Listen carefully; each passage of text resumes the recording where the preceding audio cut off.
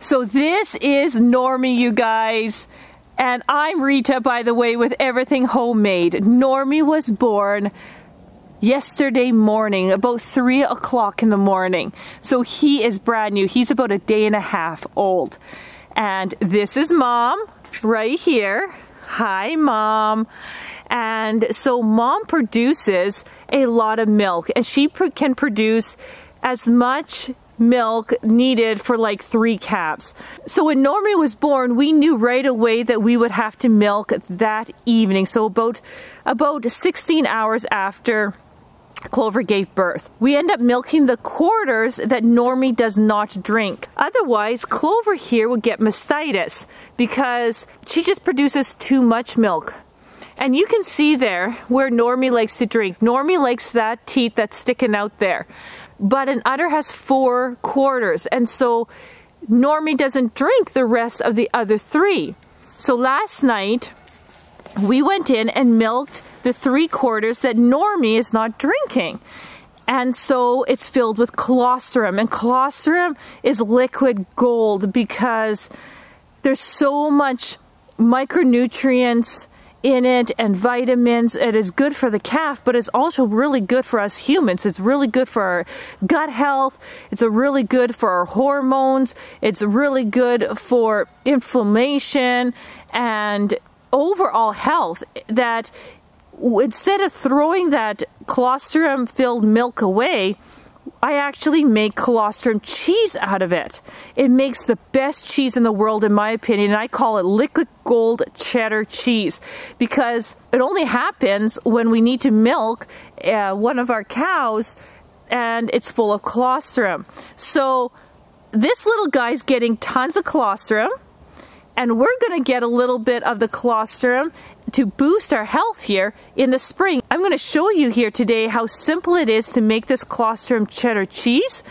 And I just want to say thank you, Clover, for having so much milk that we can enjoy the health benefits of your colostrum that you produce, but still allowing little Normie here to have as much as he needs to keep himself healthy as well, because our top priority is that the calf gets as much as he needs. And you can see there as she's licking herself, there's her udder, and you can see the side that he has drank and the side that he has not, and the bigger side there will even out later tonight, will fill up even more, about double in size.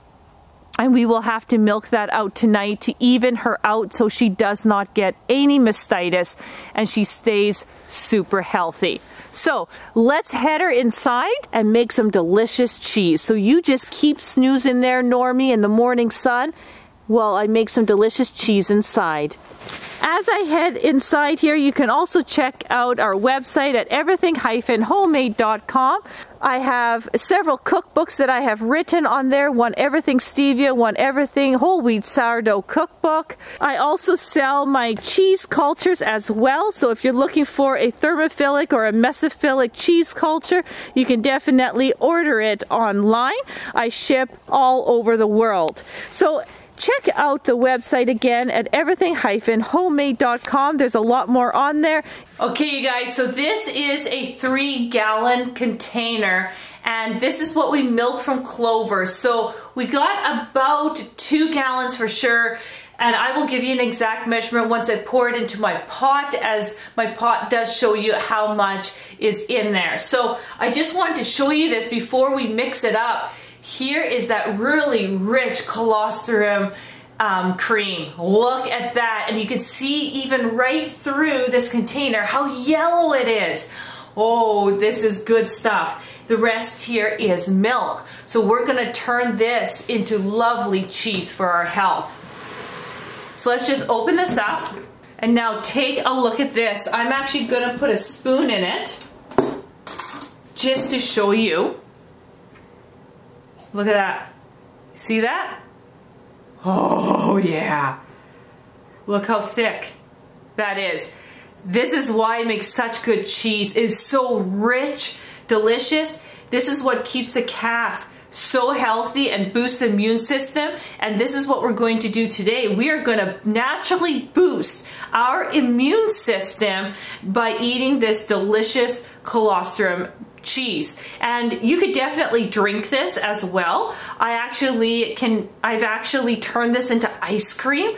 I never want to heat this or destroy it. And with this cheddar cheese, we are not heating up this milk enough to destroy anything in it. And that's why I'm making this delicious cheese. So we will either drink it, make ice cream out of it, and our ice cream does not include heating up the milk, or making delicious cheddar cheese. And so we don't have any cheese in the house because we've been waiting for Clover to calve. So we are going to make cheese out of this superfood. I have my pot that's on the stove. My element is off. And so my pot right here has a measuring guide. So I'll tell you right away how much milk I'm actually going to pour into here.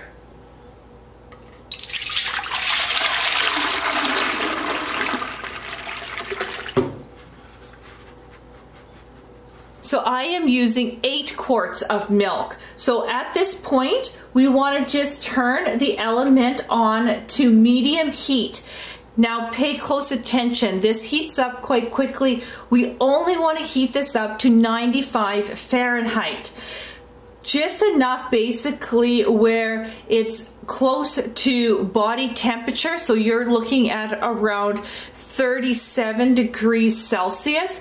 We're just looking to warm up this milk as warm as it would be fresh from the cow. No warmer than that and no cooler than that. So make sure you have a thermometer and a whisk, and at regular intervals take the temperature of your milk as it heats. So now just keep a close eye on your milk. This reaches temperature really quickly. Right now we're starting at 70 degrees Fahrenheit. So we got to bring this up to 95 Fahrenheit. So stir it occasionally. Check every couple of minutes. It takes about 10 minutes under medium heat on my stove to heat up. Every stove is different, so pay attention to the temperature, and I'll be back when it reaches 95 Fahrenheit. My pot here is at 90 Fahrenheit, and I know by the time I'm done talking, it's going to reach 95 Fahrenheit, so I'm going to start now. What we need to do next here, when your pot reaches 95 Fahrenheit, is you need a mesophilic culture. A mesophilic cheese culture is the culture you want because it sets under 100 degrees Fahrenheit really well. So even with me saying that, it's reached 95 Fahrenheit, I'm going to just turn off my hot plate here, and we are going to add in the culture. And the next step you want to do is add in your culture. So I have here 1/3 of a cup of buttermilk mesophilic culture. So I have this always on hand when I'm cheese making. I also sell dehydrated cheese starters on my website, and I do sell my buttermilk starter culture, so you can definitely order that, or you can use just a standard cheese making mesophilic culture. So I am going to stir my pot here, and I am just going to put 1/3 of a cup of it in. And then I'm just going to stir it in really good.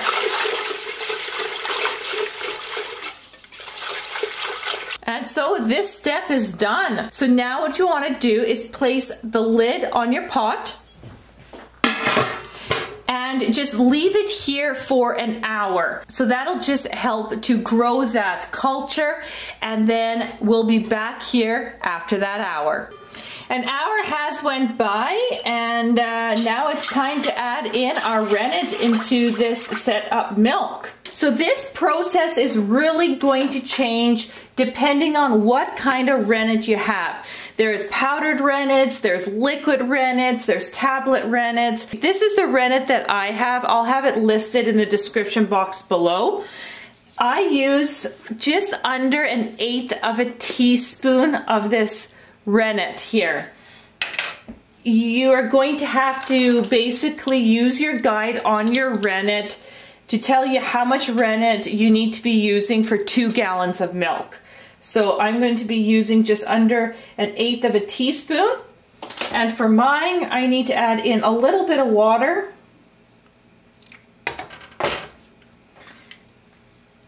And then really whisk it well. Basically, I'm whisking it until everything is dissolved. Doesn't take very long.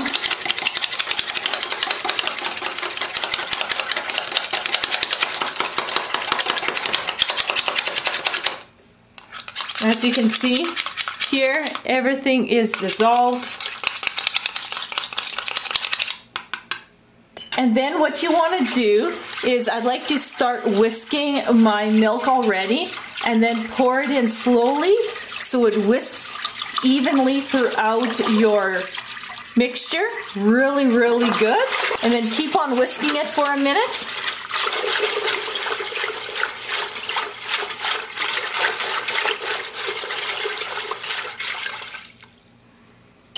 Okay, once you're done whisking, now what you want to do is place your lid back on it. For my rennet, it takes about 45 minutes to an hour. So we're gonna check it at 45 minutes. We're going to do a little bit of a check there. I'll show you how to do that.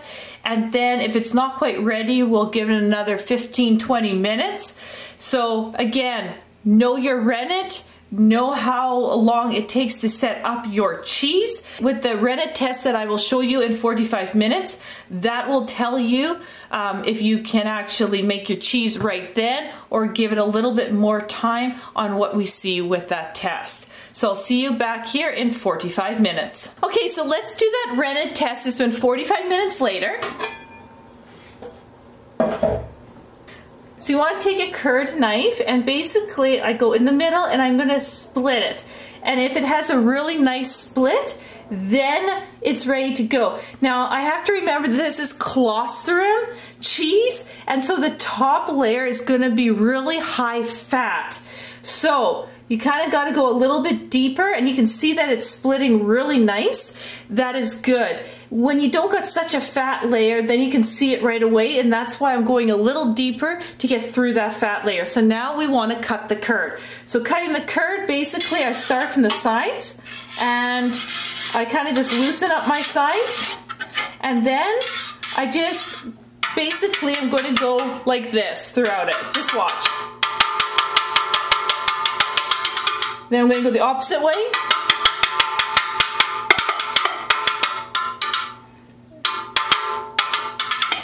And then I'm just going to loosen it up.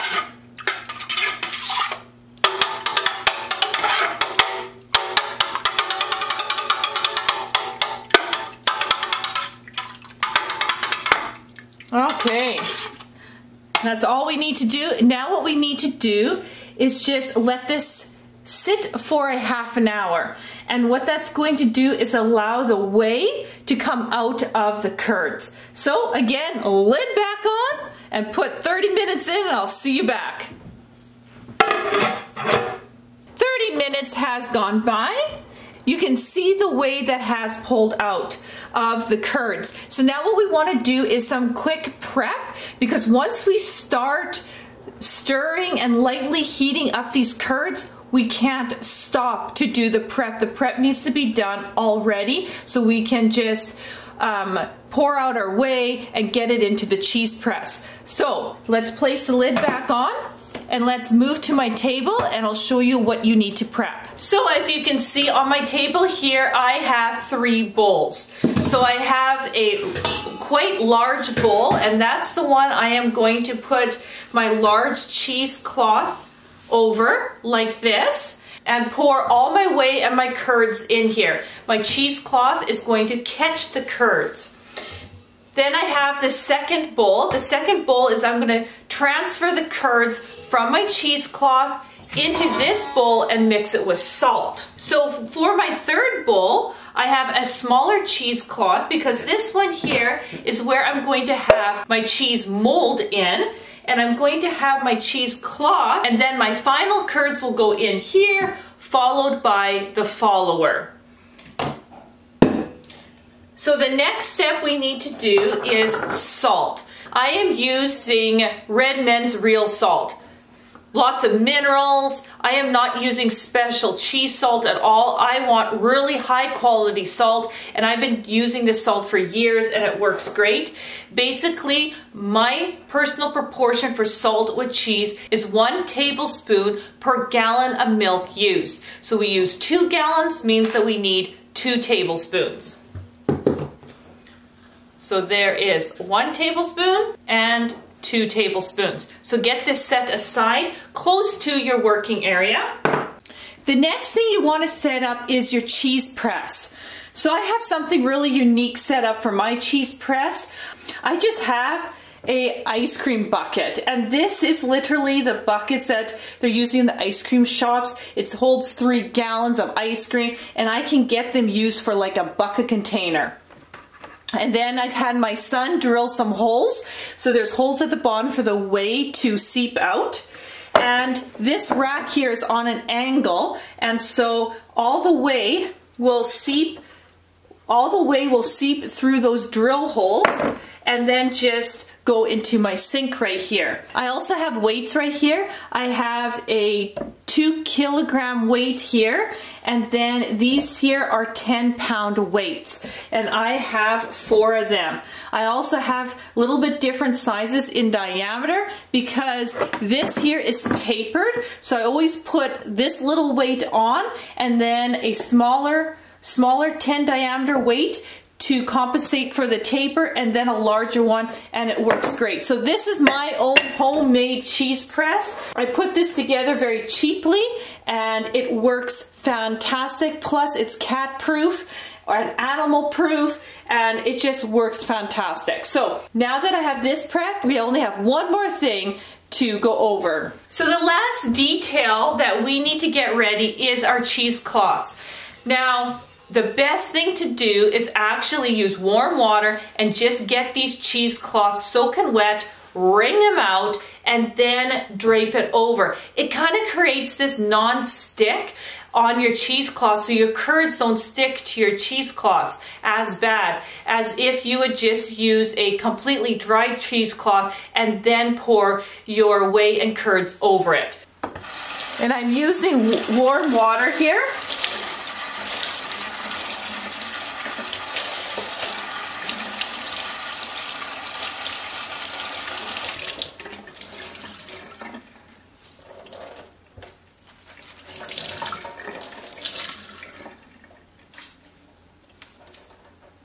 Then what we're going to do is just drape one over our large bowl. Just like that. And then the other one, I just want it to cover our cheese mold. So, like that. So now, everything is prepped, ready to go. Let's get back to our cheese pot. So now what we want to do here is we want to add a little bit of heat, so turn on your element on low. I have an electric stove here, so I'm turning it on to 3, and I am using my awesome cheese tool here, and it's just a spaghetti scooper, but it works really well. It breaks up the curds for me, and you know what? I'm a person that uses what I got, so it works. So now what you want to do is gently stir your curds and keep them moving while they heat. What I want to do is I want to draw more of the whey out of these curds. So for example, if I take a scoop of curds, you can see the whey just settling around it, but you can also see kind of how fluffy these curds are. They're not shriveled up. And firm. They're very kind of jelly in texture, and so what I want to see them transform from this to where it's more raisin-like. It's quite a bit firmer, and that's the perfect consistency that your curds need to be in at this stage. And when they're at that stage, then we can pour the whey out with our curds and go to the next stage. So we got to transform these curds, and what transforms it is moving the curds around and adding that a bit more heat, and that heat is going to pull it out. Now be careful that you do not heat this up over 100 degrees. You don't want it, I don't want to pasteurize this cheese at all. I mean, the whole point of making this cheese is so we retain the nutrients of it. And so you've got to be really careful here. Keep moving it. The stirring of it makes the curds smaller, and the smaller the curds are, the whey comes out of it easier as well. And so it's a win-win on both sides. This is the only time where you kind of really have to stay by your pot. You can't just go leave. So if I see a bigger curd, I automatically break it up. So this process can take anywhere from 15 minutes to a half an hour.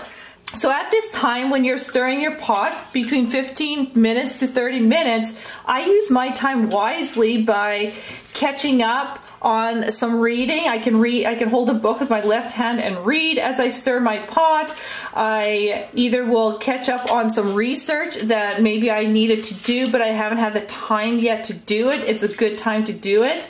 Or a lot of times I call my mom at this time because I know I have about a half an hour, and it's the perfect opportunity to chat with my mom. So be creative. You can sit here and stir. I just go kind of stir crazy, ha ha ha, but I'm just a big multitasker. I just am such a go, go, go that I just need to keep my brain going while my right hand is stirring my curds. So about 10 minutes has went by here, so let's just take a look. You can see how small the curds are. You can see that some are shrinking down. You can also see some that are still kind of fluffy or pillowy like. So we still got some stirring to do here. We can also check our temperature. I am actually at 99 Fahrenheit, so I don't want to get my mixture any warmer than this. And so what I'm going to do is I'm going to cut my heat. I just want to concentrate on moving my curds around for the next 15 minutes here, but not add any more heat. It's at the temperature that I want now. So again, watch your temperature. It happens really, really quick, and with the Colostrum cheese, you don't want it higher than 100 Fahrenheit.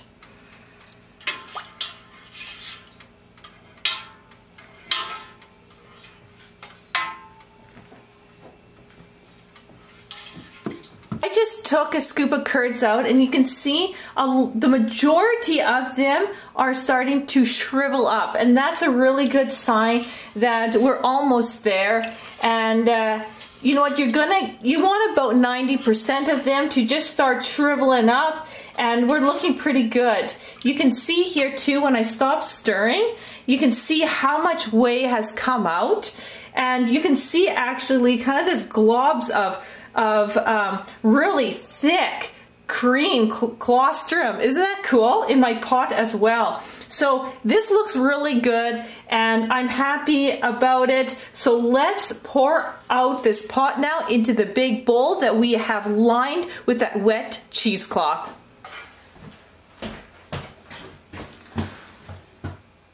I hope that you find the video that you're watching very informative. I want to take a moment to introduce you to my gluten and gluten-free sourdough baking masterclass. If you find yourself saying, oh man, I wish I could do sourdough, but I am just too busy. Or, man, I want to do sourdough, but it looks so complicated. What I saw, I can't do that. Look no further, because I have my very own two-step sourdough method that totally simplifies how you make sourdough. And this goes for the gluten and gluten-free sourdough baking. 2 steps, that's right. That means in 2 steps, you can make every kind of sourdough baking. I'm talking about delicious breads. I'm talking about buns and rolls and cheese twists, cinnamon rolls, pie crusts, cookies, muffins. I'm talking about delicious pancakes, flatbreads, crepes, and so much more. All of this I show you in great detail in my masterclass. When you watch these videos and you see me take a complicated process such as cheese making, and I break it down into simple steps that you can definitely do, that's exactly what I do with my masterclass. I take a concept like sourdough and I break it down into really simple steps. In this masterclass, I am also using whole grain. So for the gluten, I'm using whole wheat, freshly milled whole wheat. I also teach how you can manipulate the flour. So if you want to take this masterclass and make it all white flour, I show you how to do that as well. I show you how you can use different kinds of wheat, your spelt, your commute, all of those in this masterclass. And on the gluten-free flours, we're using whole buckwheat flour, we're using whole brown rice flour, and we are using oat flour. No garbage starches added in, no extra stabilizers, none of that. Just real down-to-earth baking with whole food ingredients that nourishes our body, making absolutely delicious baking using gluten and gluten-free flours. And on top of that, I take you step by step on how to nourish your sourdough starter. Again, whether that's gluten or gluten-free, I do it all. I take you step by step on how to take care of your gluten or gluten-free sourdough starter. And I even teach you how to make it from scratch. If you're interested in this gluten and gluten-free sourdough baking masterclass, head to the website everything-homemade.com to enroll. Back to the video now.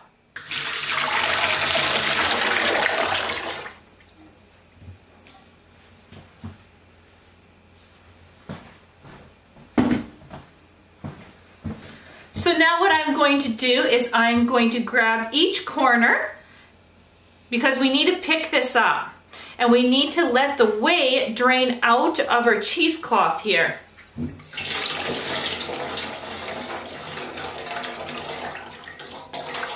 So I like moving it around a bit, especially for the Colostrum cheese. I find that it helps to get the whey out.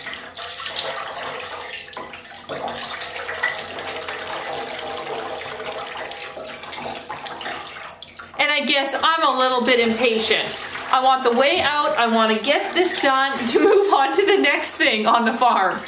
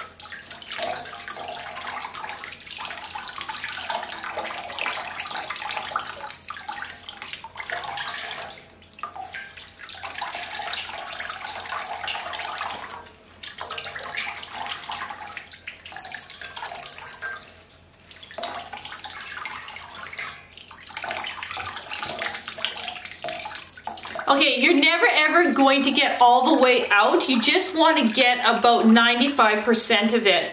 Basically, when you can kind of put your hand through it and you can feel, yeah, I got most of it out. It's looking pretty good. Then it's ready to transfer to your bowl here. So I have my bowl right here, and we are going to just now transfer the curds over.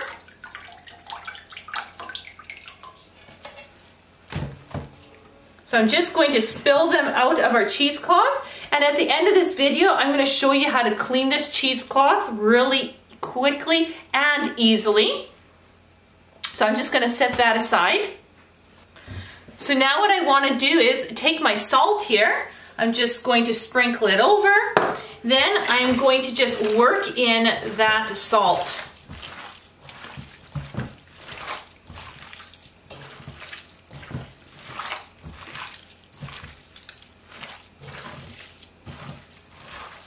When you feel these curds, you can feel the richness. It's like playing in butter.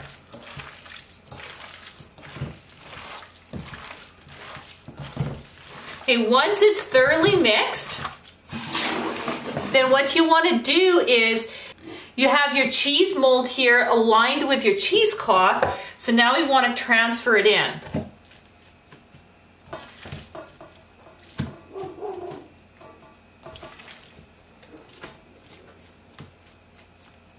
I'm not pressing down at all. I am literally just making sure that the curds are even on top.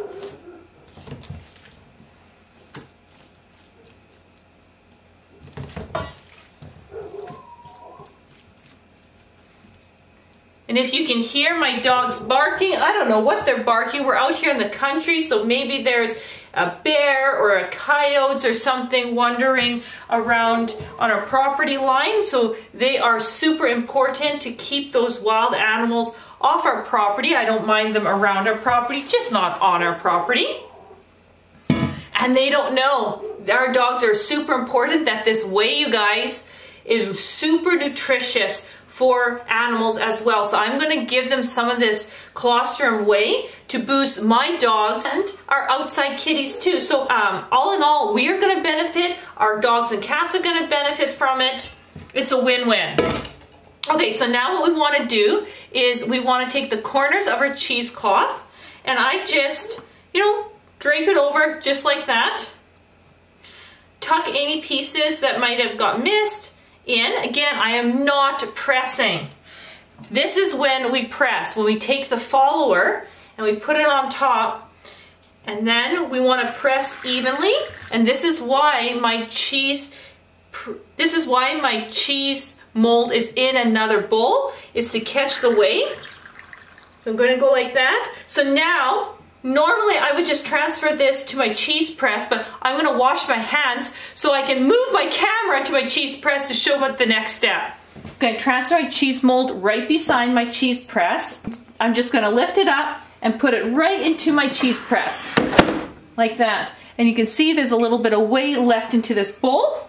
So now that it's in my cheese press, we need to add the weights. So I'm gonna first add the first weight just on top of that follower. And I apologize if this is a bit shaky because I'm trying to do a couple things all at once here for you guys to see. So I got my weight on there, and then I'm going to add a 10-pound weight, just like that. Make sure it's centered. Get that in, and then I'm going to add in another 10-pound weight, just like that, and I am going to leave it like that. And you can see the whey starting to drain out. I'm just going to adjust my weights a little bit because I was putting these on with one hand instead of two because I was holding the camera with the other. So now what I'm going to do is just leave this alone for a couple of hours. And when I say a couple hours, I say that very loosely. I'm very busy, and so sometimes I don't get back to this stage for 2 hours, sometimes not for like 3 hours or 4 hours, but I do eventually get back to it. So what I'm saying is there's no like, you gotta be back in like 1 hour or else your cheese is absolutely ruined. No, couple hours, I would say, no problem. Then what we're going to do at the next stage is take the weights out, flip the cheese, and add more weights on it. So for now, it's going to drain out as much whey as possible. It's going to push the curds together to form that beautiful cheese block and do its magic right here. So let's head to the sink and I'm going to show you how to wash out that cheesecloth properly. The one thing that I found out for the years of cheese making is you never use hot water to wash your cheesecloths. Why not hot water? Because it will make an absolute mess and melt the cheese into the fibers of your cheesecloth. It is horrible. I'm just gonna shake it out a little bit. And you can see the extra kind of falling off. Okay, so just like that.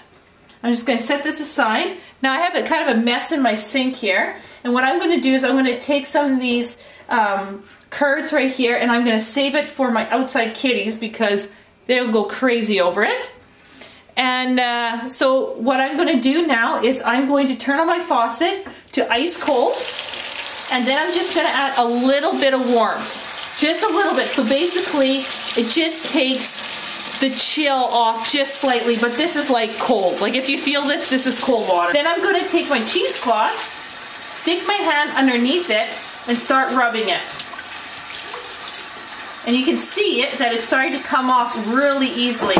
So I will do this systematically. I will pick a corner, and I'll just start working.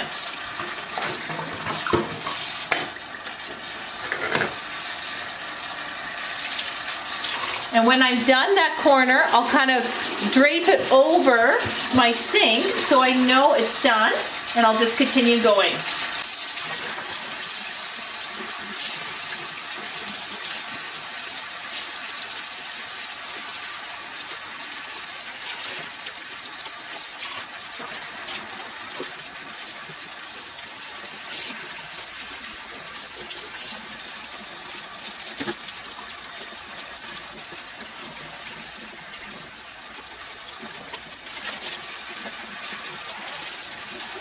So then, when it's done, look how clean it is.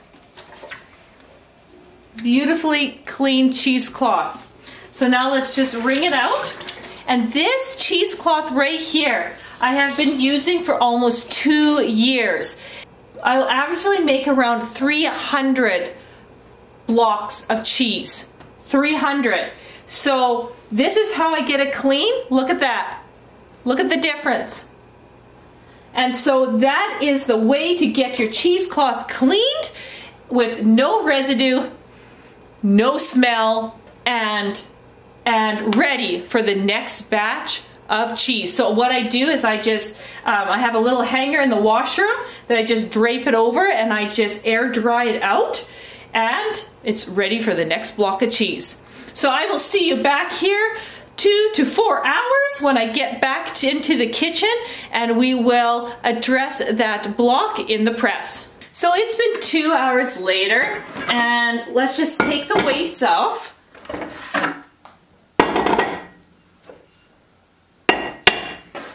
I just grab my cheese mold here, take the top off, and then what I like to do is just pull up that cheesecloth, just like that. Okay. And then for the sake of filming here, I'm just going to move my cheese press for just a moment here. I'm just going to put the follower over here so you can see what I do. Usually I do it across on the other side, but it's a little bit hard to film that way. What I like to do is just take my cheesecloth, pull up my cheese, take my hand flat at the top, flip it over, take off my cheesecloth, and just rest it on the follower, just like this. Then I grab my cheesecloth here, head over to my sink, using ice cold water. I just rinse it out to get as much away as I can. So I'm kind of starting new again. Then I go back to my cheese mold, put my cheesecloth on it. With 2 hands, grab around your cheese, put it back in, kind of slides in like that. Again, put the cheesecloth around it, put the follower back on, grab my cheese press, put it back where it was, take my cheese mold, put it back in, and then what I'm going to do is I'm going to put all my weights on. So I have about 2 kilograms there, and then 10 pounds go back on, then another 10 pounds. That's what we started with. So I'm going to add another 20 pounds. So this one's 10, and then another 10, which makes 20. So I have about 45 pounds of weight pressing on my cheese. So now what I'm going to do, it is 2 o'clock in the afternoon.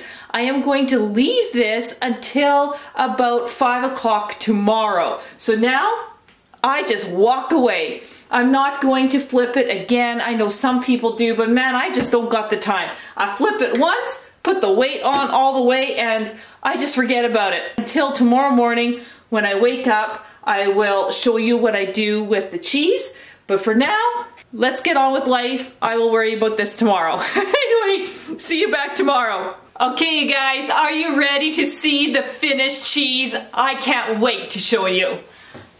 So let's start taking the weights out.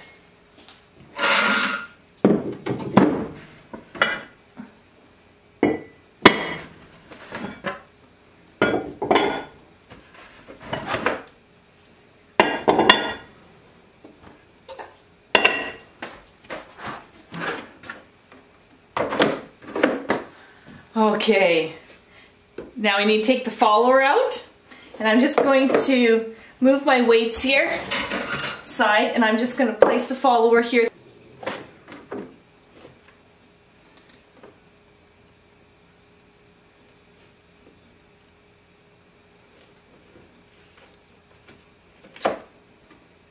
Okay, you ready?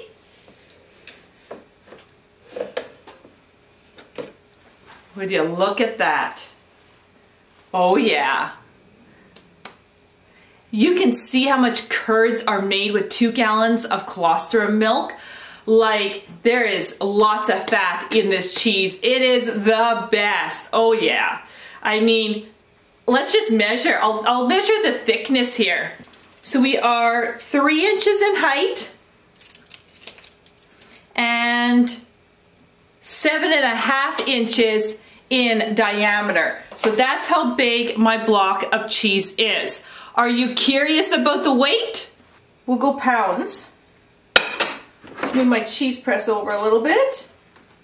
Zero that. Okay, here we go. And the weight is 3 pounds and 13.9 ounces. 3 pounds, 13.95 ounces. Oh yeah.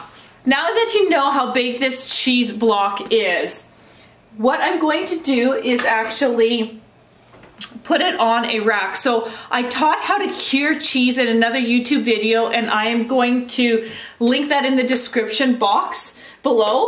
But I just have a stainless steel circle rack. Because my cheese are circular shape, I went on Amazon and just found these awesome racks. I just took the diameter of my cheese press, I just took the diameter of my mold and just made sure that what I'm popping out fits on my wired rack.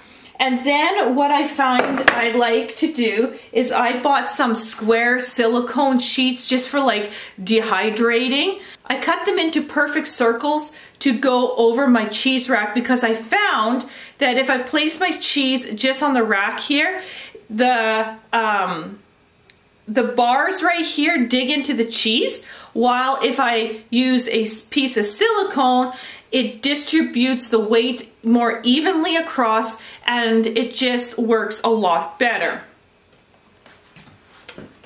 So now what I want to do is just transfer this nice, beautiful block of cheese onto my rack and my silicone liner. And what I do is I just place this in the fridge. So I'm placing it open in the fridge. I'm not putting anything on it.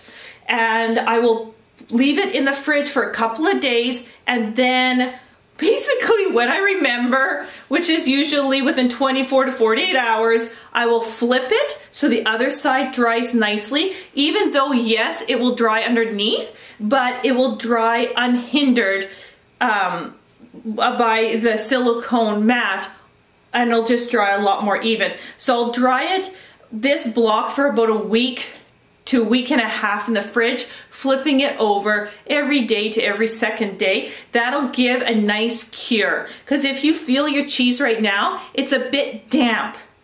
And so you want that to have a nice cure. And then it's ready to enjoy. And sometimes our family gets really impatient and we won't even wait for that. I'll put it in the fridge today, and guess what? Tomorrow morning, we're gonna start slicing it and eating it right fresh, full of nutrients. So if you want to cure that cheese really nicely, that's what you're gonna do. But with this cheese, in reality, we're gonna cut it open tomorrow. We're gonna see what's inside, and we are going to simply enjoy cheese. So I'm going to see you back tomorrow when we are going to slice this cheese up. So this is 24 hours later. It's been 24 hours since I put this cheese in the fridge, and my family can't wait to eat it.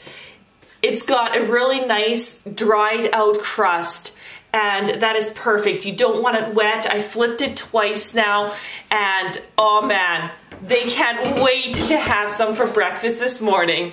So I wanted to save the first cut for you. So let's cut it right in half.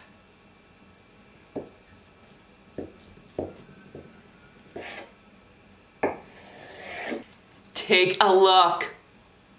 Oh, yes.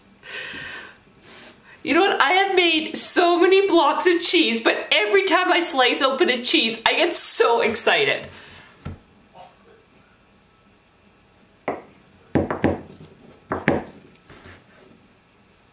Look at that.